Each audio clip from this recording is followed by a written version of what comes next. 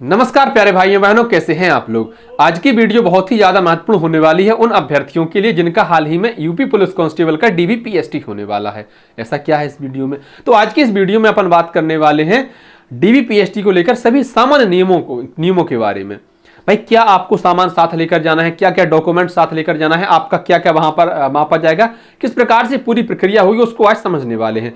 अगर आप मुझसे ये कहें कि भाई ये जो निर्देश आपने लिख रखे हैं ये तो हमने बहुत पहले ही पढ़ रखे हैं, सारे के सारे हमारे एडमिट कार्ड में भी ये सभी निर्देश दे रखे हैं और ये जो नोटिस आप बता रहे हैं ये भी हमने पढ़ रखे हैं, तो कोई बात नहीं, फिर आपके लिए तो आवश्यक नहीं है। लेकिन ऐसे अभ्यर्थी जिनको थोड़ा सा भी मन में डाउट है, किसी प्रकार का संकोच या संशय है, तो आप इस वीडियो को जरूर देखें। आपके ये वीडियो बहुत काम की होने वाली है। अभी हाल ही में लगभग 1-1.5 महीने पहले हमारा एमपी पुलिस कांस्टेबल का डीबी हुआ था, तो ये सारे नियम तो वहां भी लिख रखे थे, लेकिन बहुत सारे अभ्यर्थियों को हमने परेशान होते हुए देखा है। कोई कुछ फोटो कॉपी लेकर नहीं गया, कोई साथ में फोटो लेकर नहीं गया, कोई आईडी लेकर नहीं गया।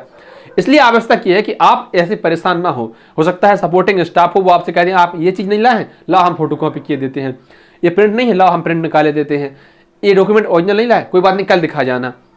लेकिन ये हर जगह जरूरी मान्य हो या जरूरी तो नहीं है, कई जगह नियम अलग हो सकते हैं। तो इसलिए जरूरी ये है कि हम अपने आप में तैयार रहें, खुद से तैयार होकर वहां जाएं, इन नियमों को समझते हैं। देखिए, तो 26 तारीख से यूपी के सभी 75 जनपदों में ये प्रक्रिया जो है वो प्रारंभ होने वाली है। और अगर आपको अपने क्या नाम एडमिट कार्ड निकालने में या कोई भी प्रकार की कोई समस्या आ रही हो तो इस नंबर पर आप बात कर सकते हैं, 8867786192 पर आप बात कर सकते हैं। और देखिएगा, यहां से अपन निर्देश पढ़ेंगे। देखो, पहले जब मेरा डीबीपीएसटी हुआ था लास्ट टाइम, शायद 2020 की शुरुआत में या फिर 19 के लास्ट में हुआ था, मुझे एक्यूरेट याद नहीं है, पर इतना पता है कि 19 के लास्ट में या 20 की शुरुआत में था। उस समय पर प्रोसेस अलग थी। अभी तो आपको बता रखा है कि आपका जो डीबीपीएसटी होना है वो फलाने जिले में होना है, आप वहीं पहुंच जाएंगे, वहीं की जो है टीम आपकी जांच करेगी। पर हमारे साथ ऐसा नहीं था, हमें बताया गया था कि आपका जो डीबीपीएसटी होना है वो गोरखपुर में होना है, पर कौन से जिले की टीम आपकी जांच करेगी ये नहीं पता था। ग्राउंड में सभी लोग बैठे थे, माइक में अनाउंस हो रहे थे आपके नाम। जैसे ही मेरा नाम बोला मैं वहां पहुंचा, एक फाइल उन्होंने मुझे दी और उस पर तुरंत लिख दिया कि आपका डीबीपीएसटी जो है वो फलाने जिले की अधिकारी करेंगे। वहां पर सभी जिलों के अधिकारी जो आसपास के जिले जैसे गोंडा, बस्ती, देवरिया, कुशीनगर, गोरखपुर, सभी जिलों के अधिकारी अलग अलग बैठे हुए थे।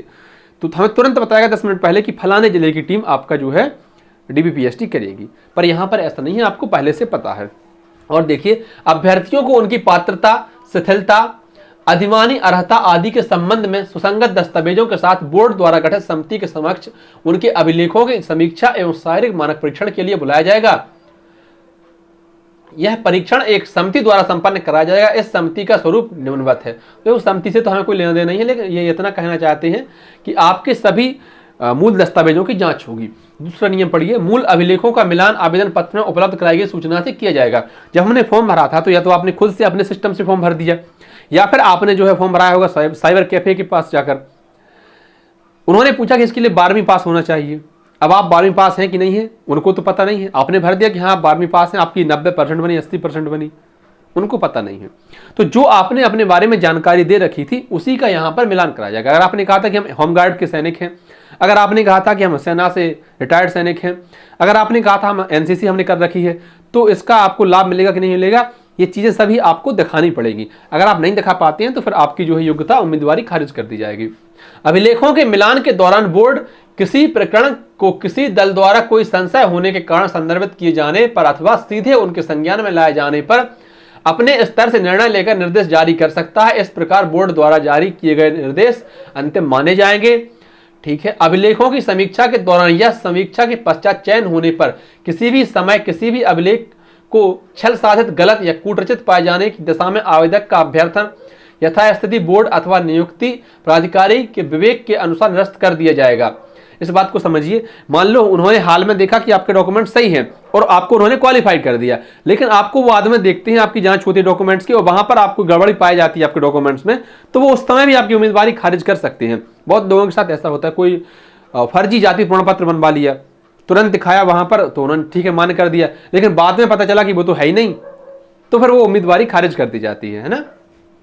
ये तो अभी नहीं, नौकरी के सालों बाद भी ऐसा किया जा सकता है। और देखिएगा, शारीरिक मानक परीक्षण, उक्त समिति द्वारा ही अभ्यर्थियों के शारीरिक मानक परीक्षण का तत्समय संपादित की जाएगी। अभिलेखों की समीक्षा में सफल अभ्यर्थियों को ही शारीरिक मानक परीक्षण में सम्मिलित किया जाएगा। जो अभ्यर्थी डॉक्यूमेंट्स वेरिफिकेशन में पास होंगे उनके ही शरीर की जांच होगी, माप होगी। तो माप में क्या होना है कि सामान्य और अन्य पिछड़े वर्ग और अनुसूचित जातियों के पुरुष अभ्यर्थियों के लिए न्यूनतम 168 सेंटीमीटर की ऊंचाई आवश्यक है, जबकि अनुसूचित जनजाति के पुरुष अभ्यर्थियों के लिए 160 सेंटीमीटर की ऊंचाई आवश्यक थे।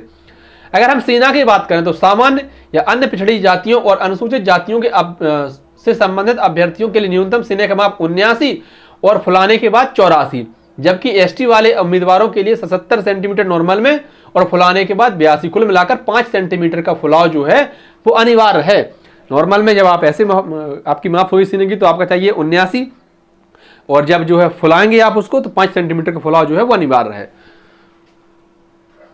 महिला अभ्यर्थियों की अगर हम बात करें तो इनकी ऊंचाई, और देखिए जनरल, ओबीसी, एससी, ईडब्ल्यूएस इनकी तो 152 है, जबकि एसटी वाली महिला अभ्यर्थियों की ऊंचाई जो है वो 147 सेंटीमीटर है। वजन की अगर हम बात करें तो सभी महिला अभ्यर्थियों का न्यूनतम वजन जो है वो 40 किलो होना चाहिए। अगर कोई महिला अभ्यर्थी जो है वो 40 किलो से कम वजन की है तो फिर उसकी उम्मीदवारी जो है खारिज कर दी जाएगी।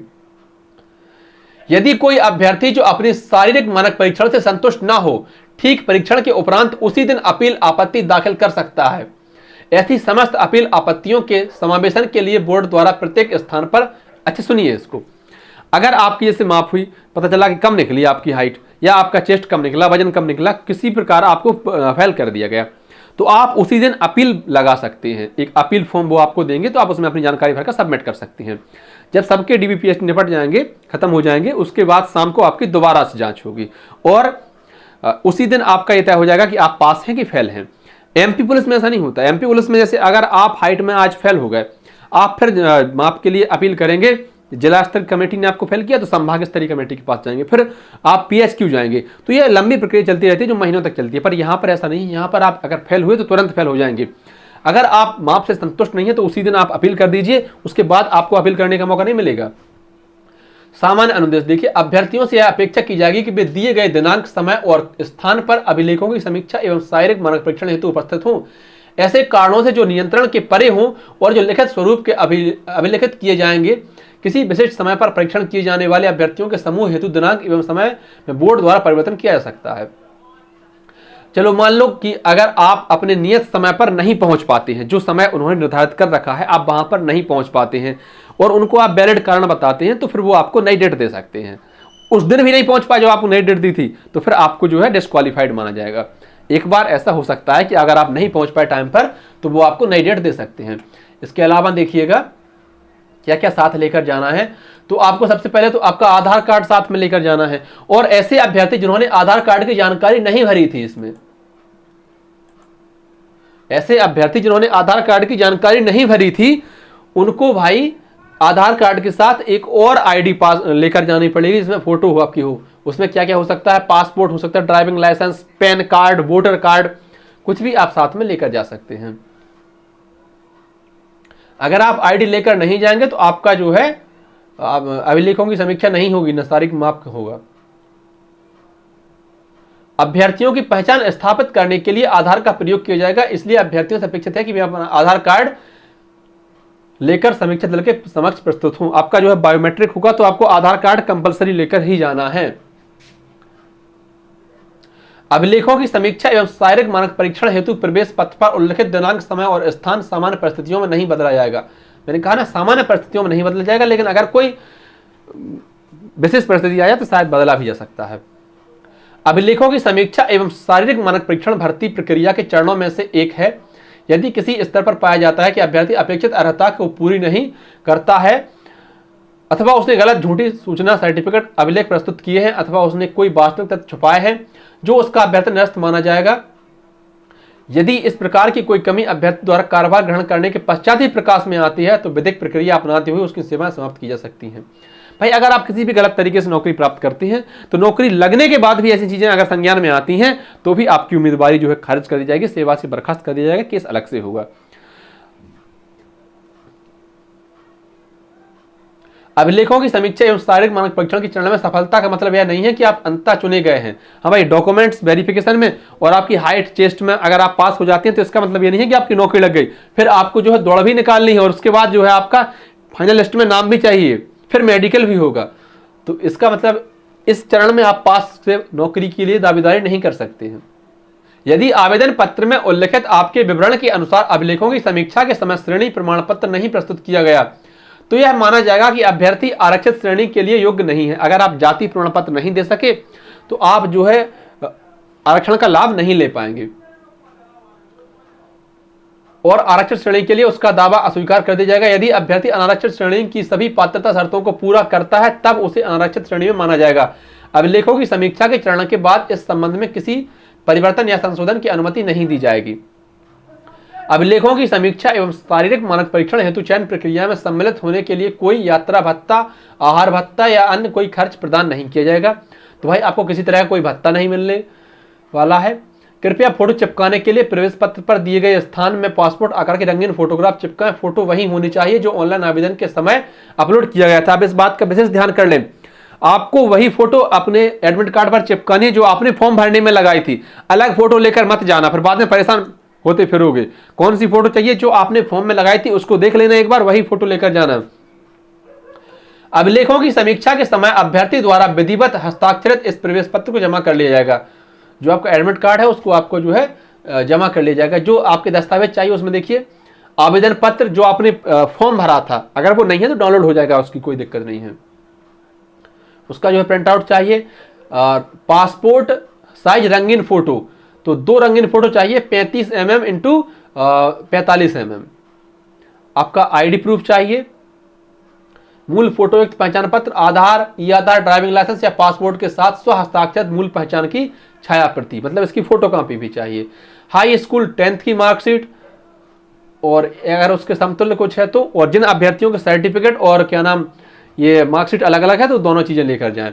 और देखिए 12वीं की मार्कशीट, अगर आप रिजर्व कैटेगरी से आते हैं तो देखिए SC ST या OBC वालों के लिए आपका जो है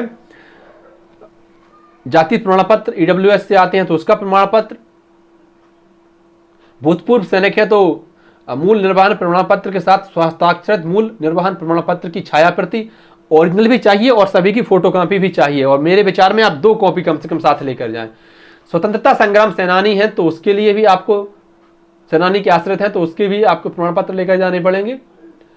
और निवास प्रमाण पत्र, अगर आप उत्तर प्रदेश से हैं तो उत्तर प्रदेश के सरकारी कर्मचारी हैं तो आपको उसका प्रमाण पत्र, होमगार्ड सेवा का प्रमाण पत्र, और ये अधिमानी योग्यता, अगर आपने O लेवल भर रखा था तो आपको उसका भी दिखाना पड़ेगा। टेरिटोरियल आर्मी में अगर आप थे तो प्रादेशिक सेना का प्रमाण पत्र, NCC से थे तो NCC का प्रमाण पत्र। ये सारी चीजें आपको भाई दिखानी पड़ेंगी। और ना सिर्फ ओरिजिनल तो लेकर जानी ही है, साथ में साथ 2 फोटोकॉपी भी लेकर जाइए। 2 आपको रंगीन फोटो लेकर जानी है, जो आपने फॉर्म में लगाई थी वही फोटो, ध्यान रखें इस बात का। और मैं तो कहता हूं कि वो भी लेकर जाइए और करंट की भी फोटो लेकर जाइए, कोई बड़ा नुकसान नहीं है। लेकिन मैं ये चाहता हूं कि आपको किसी तरह की कोई परेशानी का सामना ना करना पड़े। व्यवस्थित ढंग से फाइल बनाकर उनकी सभी की छाया प्रति, फोटोकॉपी, आईडी कार्ड, अपनी फोटो, सब कुछ व्यवस्थित ढंग से रख कर जाएं। धन्यवाद प्यारे भाइयों बहनों। वीडियो आपको अच्छी लगी हो, जानकारी आपको पसंद आई हो तो वीडियो को लाइक कर दें, अपने अन्य साथियों तक साझा कर दें। और अगर आप चैनल पर नए हो तो चैनल को सब्सक्राइब कर दें। बहुत बहुत धन्यवाद।